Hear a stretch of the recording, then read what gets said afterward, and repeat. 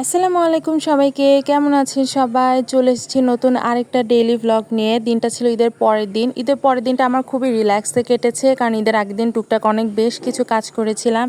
That's why ঈদের পরের দিন আমি একটু উঠেছিও ঘুম থেকে লেট করে, অ্যান্ড উঠেই নাস্তা টাস্তা করে দেন লেগে গিয়েছি কাজে। সেটা হচ্ছে ঈদের আগের দিন যেই ভুঁইটা জাল দেওয়া ছিল সেইটাই হচ্ছে সুন্দর করে কেটে নিয়েছি।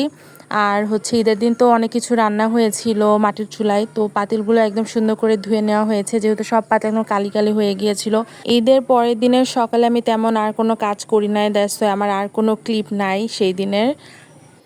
এই যে আমার যেখানে গাছে অনেক সুন্দর সুন্দর মরিচ হয়েছে, এগুলো নেই।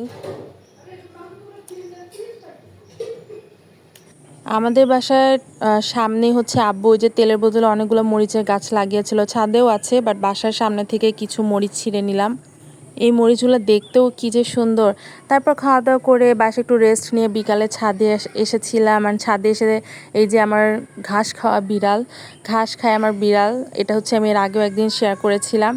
তারপর মিঠুর সাথে কিছুক্ষণ ছাদে খেলাধুলা করছিলাম। ঈদের পরের দিনটা আমার আসলে অনেক রিল্যাক্সে কেটেছে, আমি তেমন কিছুই করি নাই, অ্যান্ড জাস্ট আমার রিল্যাক্সের দিনটা একদম পার হয়ে গিয়েছে।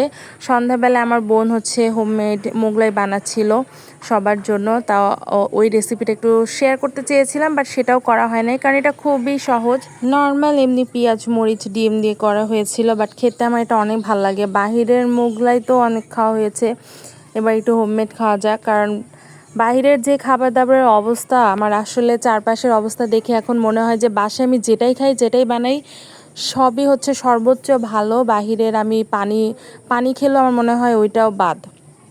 তো যাই হোক, এখানে আমার বোন সুন্দর করে হচ্ছে মোগলাইটা বানাচ্ছিল আর একটু করে তেলে ভাজছিল।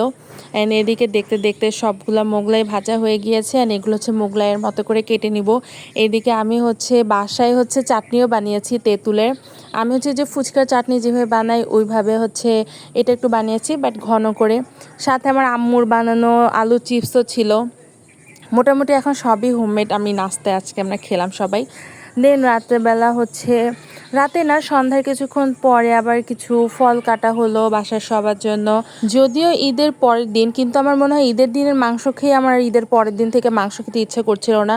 যদিও আমি সকালে আর দুপুরে মাংসই খেয়েছি, তারপর বাসার সবারই আমাদের মাংসের প্রতি এতটা অরুচি হয়েছে, আমরা সবাই পান্তা ভাত নিয়ে বসেছিলাম। এইভাবে রিল্যাক্সে আমার ঈদের দ্বিতীয় দিনটাও কেটে গেল। এখন ঘুমানোর সময়। মিঠু অলরেডি ও ফ্রিজের উপর ঘুমিয়ে গিয়েছে, এখন আমরাও ঘুমাবো। তো আশা করছি আপনাদের ভিডিওটা ভালো লাগবে, ভালো লাগলে অবশ্যই লাইক দিবেন। ভালো থাকবেন, আল্লাহ হাফেজ।